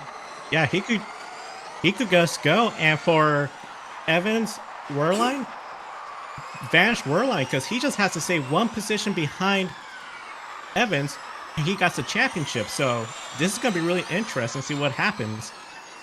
I'm afraid to say it might not last long. Roland and Evans are under investigation for possible pass under safety car. But that's because the safety car was called when they took attack mode. In my opinion, Roland still got this lead legitimately. But actually, Evans and... Yeah, now they take it. Evans and Verline take their attack mode. Evans stays in second. Oh, and Verline makes contact with the side of Buemi. Trying to get back on the accelerator. And DaCosta helps out his teammate.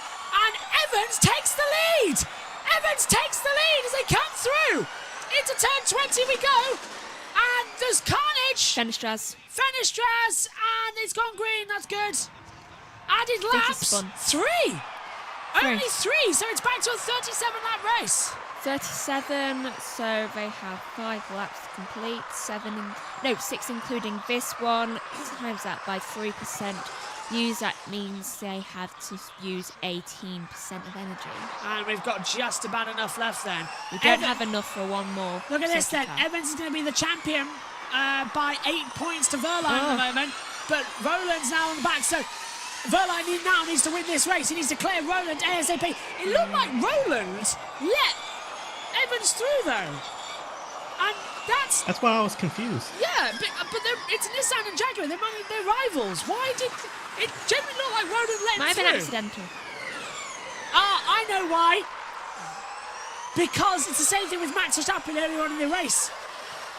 The stewards were investigating Roland for an unsafe pass, so before Roland got a harsher penalty, the team have told him to let him through, to let Evans back through, otherwise it'll be a penalty. And then get him on your own merit. Yeah, that's what's happened, yeah.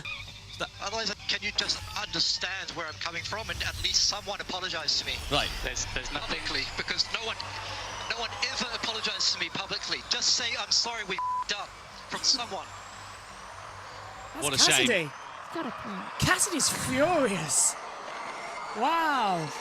You see, if F1 having a talked meltdown like that, last year. Yeah, he is, isn't he? So, back to a 37-lap race. So, yes, Evans now will take attack mode again this lap. There's a huge piece of wing in the front of the track. Yeah, that's Jerusalem. Turn 9, slippery surface flag's been put out. They never picked that up. No, they haven't. They could have. They had the chance. Cassidy didn't catch the safety car. He's still 29 seconds back from everyone. He's certainly leading the safety car.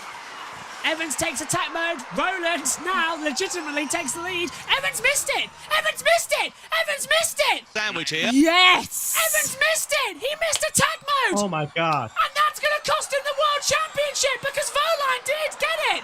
Verline got attack mode! Evans missed it again! And De Vries has dropped down!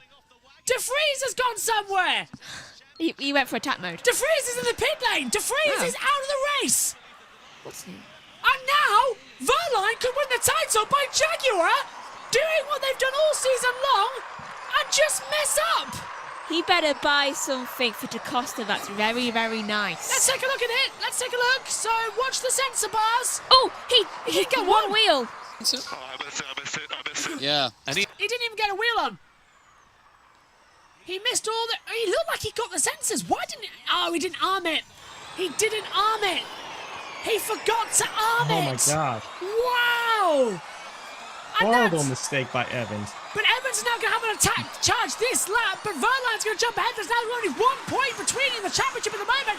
Cassidy and Da Costa are under investigation as well. Evans takes it.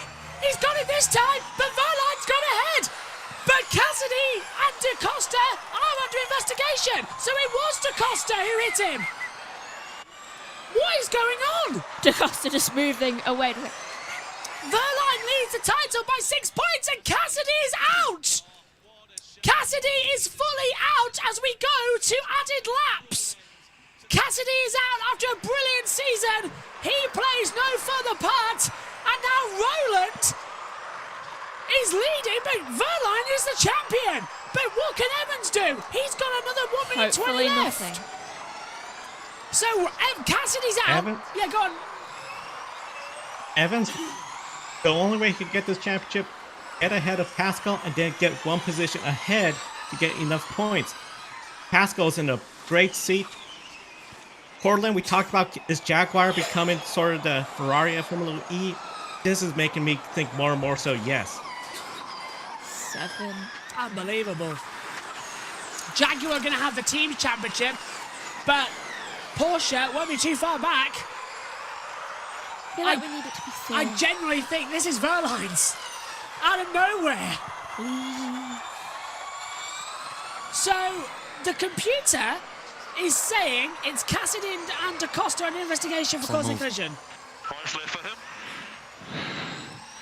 He's got 1 minute 44. It's really tight for us to make it to the end, to not run out of attack, before the finish line.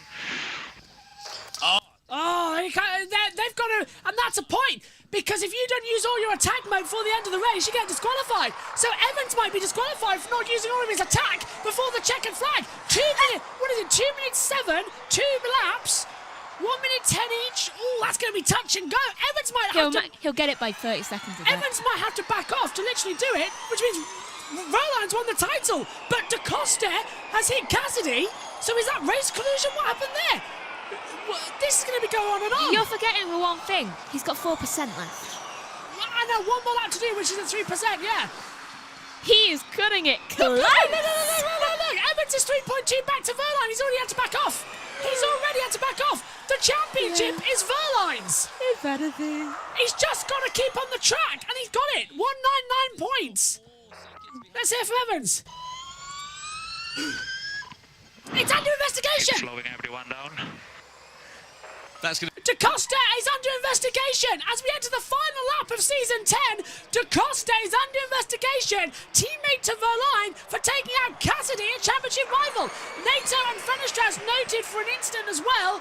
My God, this race and this championship ends again in confusion. Verline, I don't even know if he wants the race win or if Roland's going to get a home win here, because why need it? And look, Evans has got 50 seconds left. It's going to be really tight to see if he actually does it. I'm going to count how many seconds he gets it by. Evans might not even be on the podium at this rate. 45 seconds left, and it's closing. And Verline's backed off. Roland's going to win again this year, and Pascal Verline's going to be the champion. Oh, Joe, this has been another incredible end.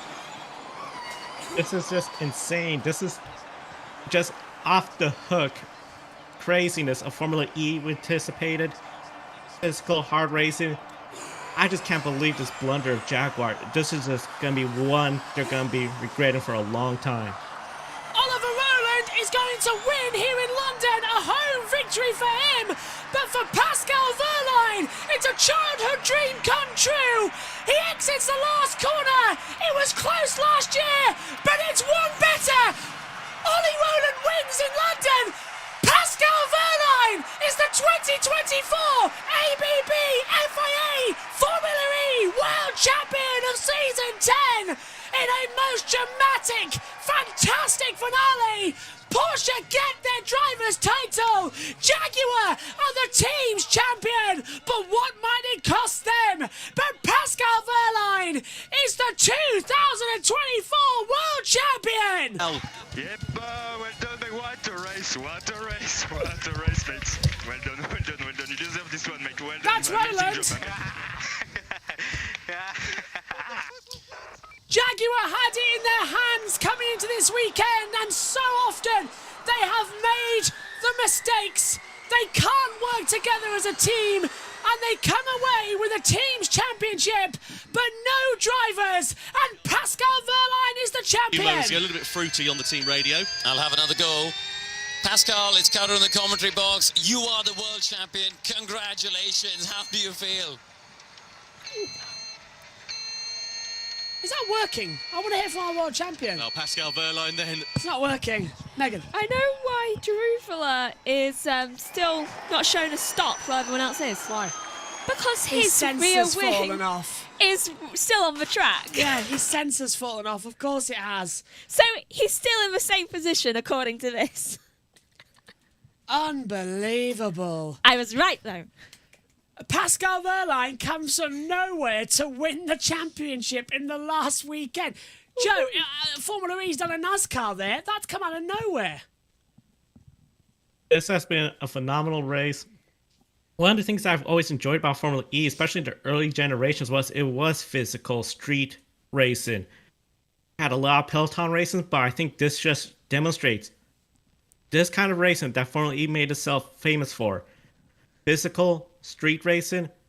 This is the key for excitement. This is the key for success for this series, and hopefully we get more of these races next year, because this is probably one of the best championship battles in Formula E in a long time, probably all time, and everyone's going to remember what happened to Nick Cassidy in Portland Race 1.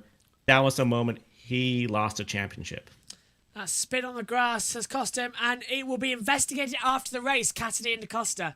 So that's going to blow a little bit, but I don't think it'll change Wehrlein being world champion. It's just going to run politically a little bit for a while. Megan, we'll let you go now. After final thoughts on this weekend in Formula E Season 10? I'm very happy that Wehrlein won. Anything? What do you reckon Season 11 is going to be like? Definitely dramatic between the two Jaguars. Definitely as well. Thanks, Megs. And Joe, I don't know if you need to step out or you're still good, because we'll just be handing over to the world feed now, because I know you've got IndyCar soon. I'm going to head on out. Thank you so much, Josh, and just have fun with the Indy cars and everything. We'll see you next time. Thank you, Joe. See you soon as well on the broadcast. Thanks for all your assistance this weekend as well in the comms box and at Portland as well. We'll see you soon. Take care. Megan, see you later as well. See you later, Joe. See you later, Megan. Omi's still around in the background. We'll get his thoughts later. But right now, let's check in with our champions of Formula E with Tom Brooks. What a race that was. We need to lie down here in the commentary box. I dare say he is going to be celebrating, though, straight into the night. As he just takes a moment, a breather, to console himself and sit there and soak in what has been a phenomenal season. 3 victories, including his best ever result in London here yesterday. He came into this weekend as the underdog, and we wondered whether it would be a Jaguar dogfight to the end. But instead, Pascal pulled it out of the bag, and Porsche put on a phenomenal performance to come through, pick up the pieces, claim a victory yesterday, go into Sunday with a championship lead, and they called the strategy to perfection. A bit of good fortune courtesy of Cassidy's demise, and also the late attack mode call there for Mitch Evans, meaning that he had to slow down and couldn't attack the Porsche driver. And as you can see, James Barkley and Florian Modlinger chatting to one another. But Pascal Wehrlein will exit out of the car in just a few moments' time as a Formula E world champion for the very first time. He was in the fight last year, wasn't he? It didn't quite work out in his battle with Jake Dennis last year, but he has triumphed this time round. The delight for Porsche will go on, I'm sure, into tonight as Pascal Wehrlein stands atop the Tag Heuer Porsche machine.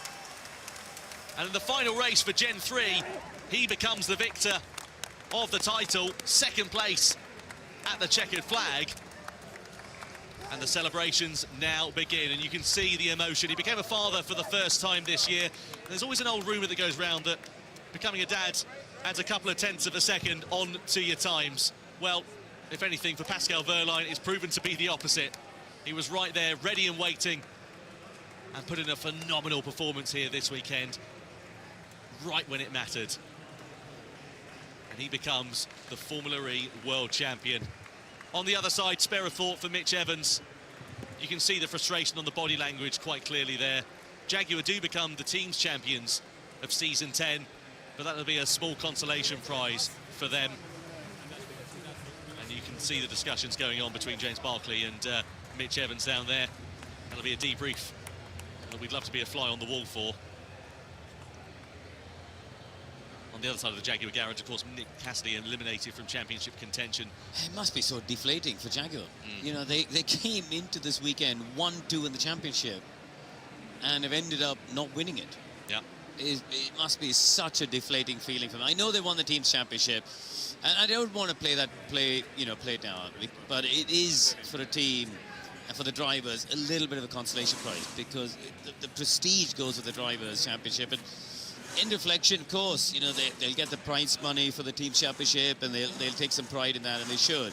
So they've had both drivers in the fight, but at the moment, I think they're feeling pain.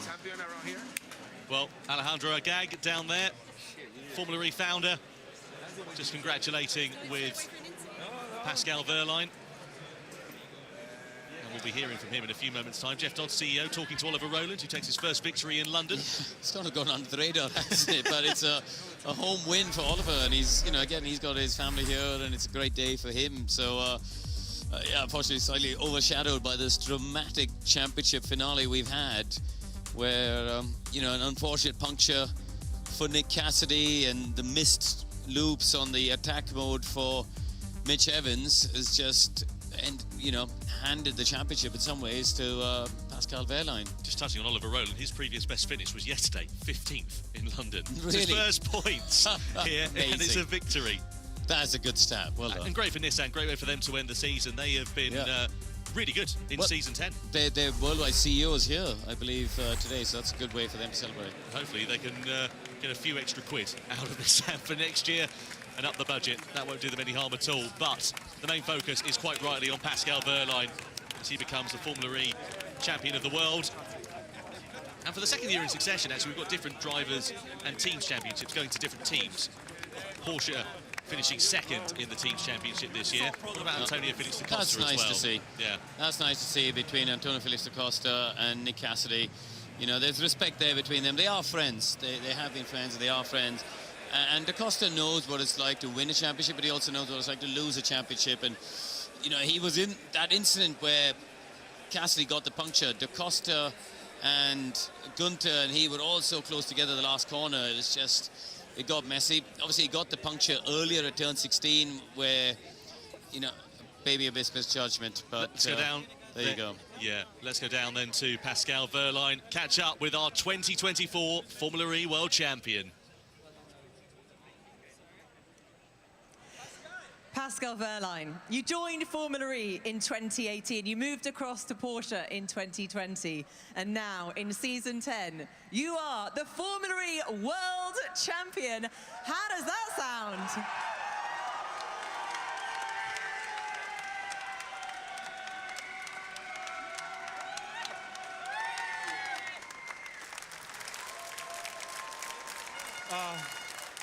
Awesome. Really awesome.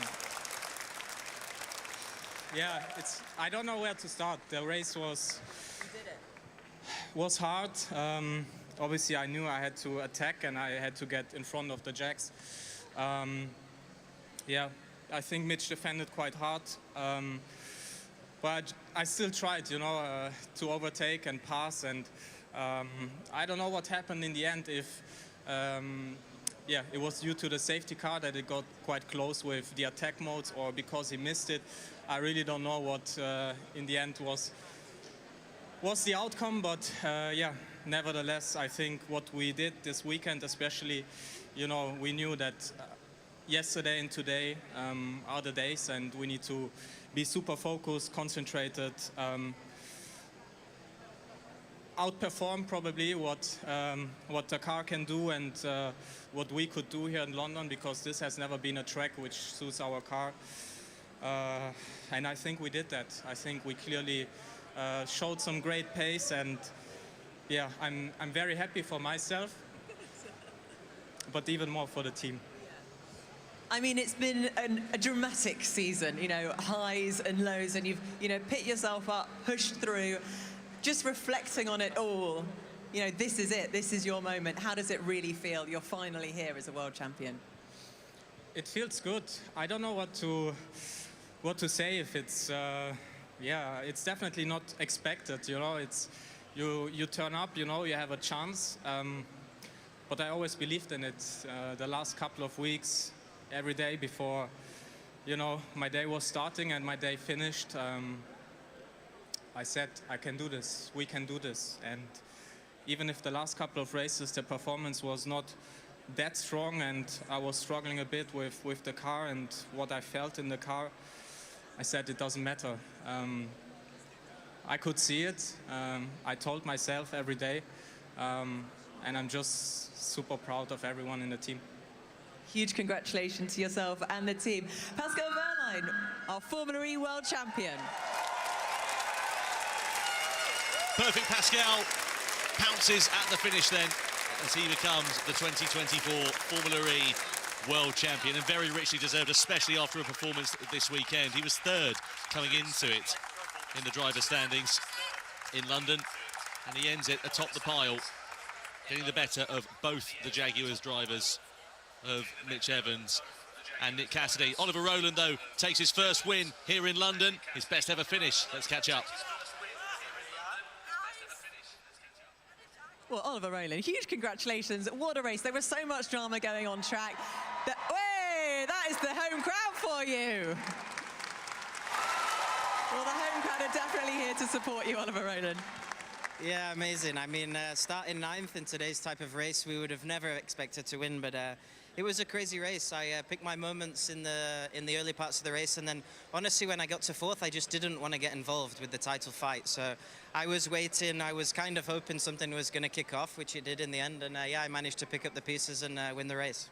Well, huge congratulations, and it's obviously lovely to celebrate with your daughter and wife, Harper. Congratulations. Thank you. Oliver Rowland down there with his family, celebrating victory here in London. Great job from the boy from Barnsley. His second win of 2024. What a way to end off what has been a great return to Formula E. This is how it all worked out in front of him. We saw the two Jaguars faltering, went through to take the lead, and after that, because he'd taken his 2 attack mode deployments earlier on, he came across the line to take a well-deserved and probably the easiest victory he's had all season long as well. Cruelly denied it back in Misano, if you remember, when he ran out of energy on the final lap of the race due to a miscalculation. And that is a great way for the Briton to end the season on home soil here in London. Yeah, and a good home crowd to be here and cheer him on, and nice to see him, you know, being able to take his daughter up on the podium and celebrate together. So, yeah, great day for Oliver. You know, he's been a brilliant driver throughout the season. Super consistent, super fast, aggressive when he needed to be, smart when he needed to be, and he's been the real backbone of that campaign for the Nissan team. Let's catch up with Mitch Evans then, down in Parc Fermé, second in the championship. Mitch Evans, obviously a tough moment here. Congratulations on second in the championship. Do you have anything that, you know, you can talk about with that race and how it unfolded? First of all, congratulations to Pascal. Yeah, nothing else to add about the race right now. Fair enough. Well, thank you very much for talking to us. Mitch Evans there, our P2 in the championship. And understandably frustrated, Mitch Evans, at the end of that. He fought so hard all season long, and for many, he was the favourite going into this race, despite not leading the championship, just given his performances in London and how he's always been able to pull it out of the bag, but it didn't quite work out. There's going to be a long debrief here for Jaguar to cover that disappointment. This is the moment that Pascal Wehrlein came across the line to become world champion. Evans, as we know, that final attack mode deployment coming too late, having to back right off in the closing stages, denying him an opportunity to attack Pascal Wehrlein and go for the race win, which may have secured him the driver's title. Well, there is Oliver Rowland with Tommaso Volpe just to the left-hand side. Let's have a listen in.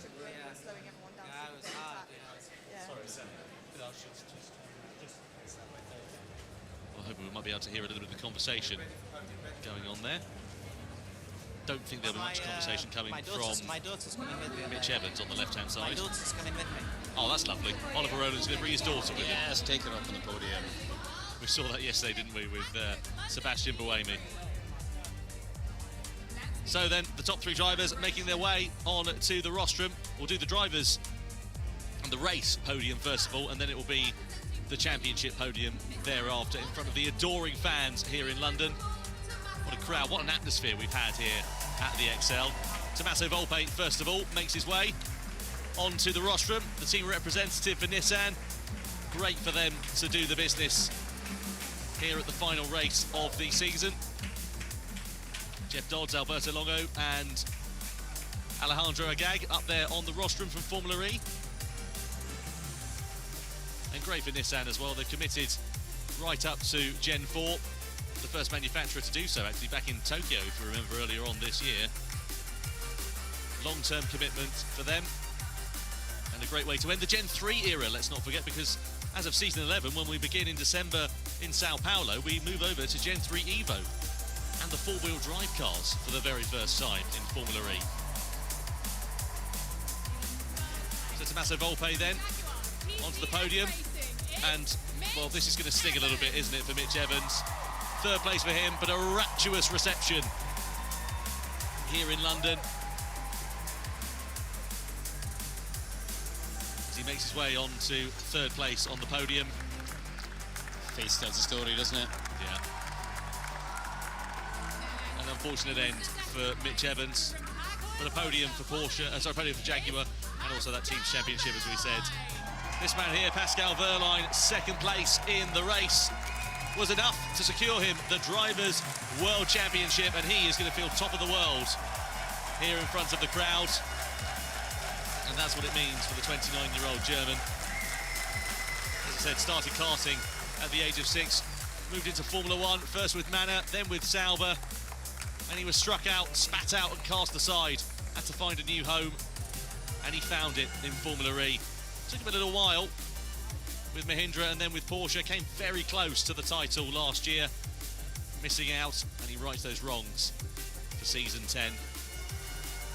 But what a drive also from Oliver Rowland. His previous best here in London was 15th position. He hadn't scored a point at the XL.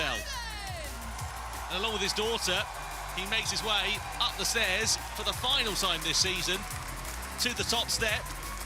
What an experience this is going to be for his young daughter as well.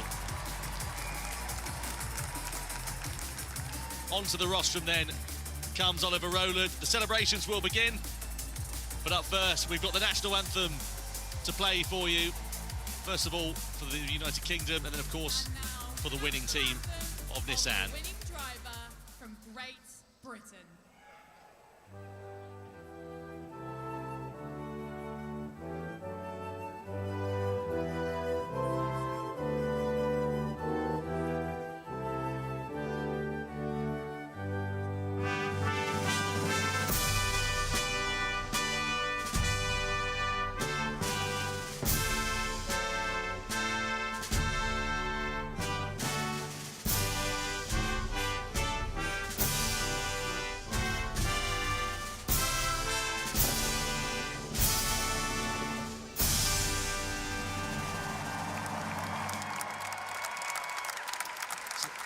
Oliver Rowland takes victory.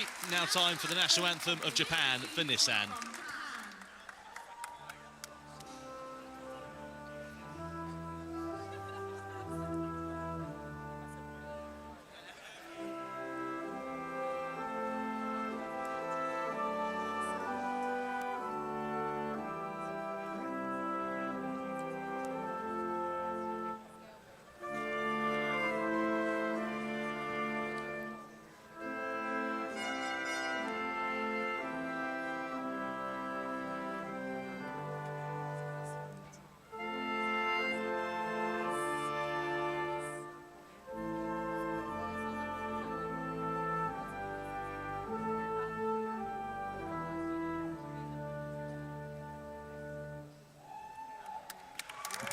An amazing achievement then. Oliver Rowland taking victory here in his home Grand Prix. Pascal Wehrlein alongside in second as the Season 10 champion. And Mitch Evans finishes in third as well. Hopefully we're going to try and show the... the championship moment, but we do have to get to IndyCar soon. Season, we saw the team down there celebrating along with Sasha Fenestraz actually as well. And now, please welcome Katrina May Kwan. Katrina May Kwan will be the Motorsport UK board member to present the third place trophy to Mitch Evans. Be a small consolation prize for the Kiwi. A case of what may have been for Evans, but he accepts it graciously, and a small smile on his face there as well. Still a sting for a little while, but there's time to sit back and regroup, take some time to reflect there for Mitch Evans. The Motorsport Director of Hankook Tyre Europe to present the trophy. Manfred Sandbigler, the Motorsport Director of Hankook Tyre Europe, to present the second place trophy to Pascal Wehrlein. That'll be the sweetest second place of his life. No driver likes finishing second, except for today, and for Pascal Wehrlein, as he holds it aloft in front of the crowd here in London. And now the winner's trophy. Roxana Fiaz, the Mayor of Newham. The winner's trophy then to Oliver Rowland for the second time this season and for the third time in his Formula E career. He stands atop the podium. And now it's time to run and take cover. Oliver Rowland sensibly moving his daughter out the way as the Tattinger champagne flies. It's champagne time here in London. A fantastic achievement. Rowland wins the race. Wehrlein wins the title.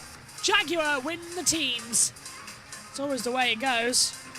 Now 2.5 minutes to go into the command for IndyCar.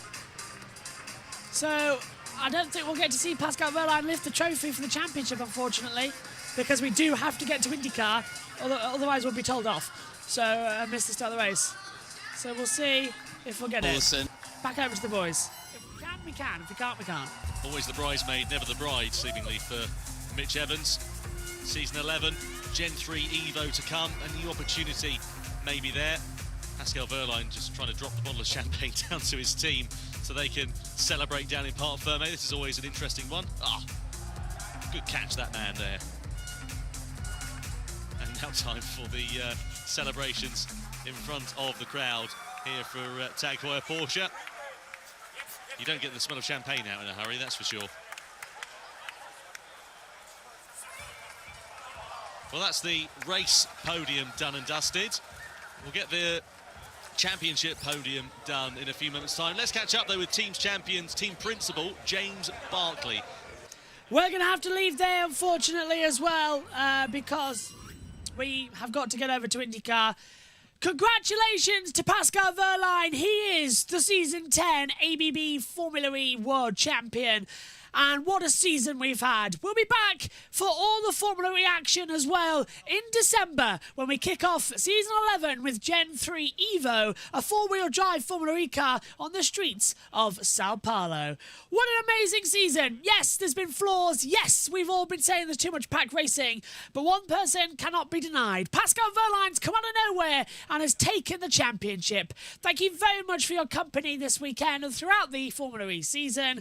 We'll see you when Season 11 kicks off in December at Sao Paulo, Brazil. Bye-bye.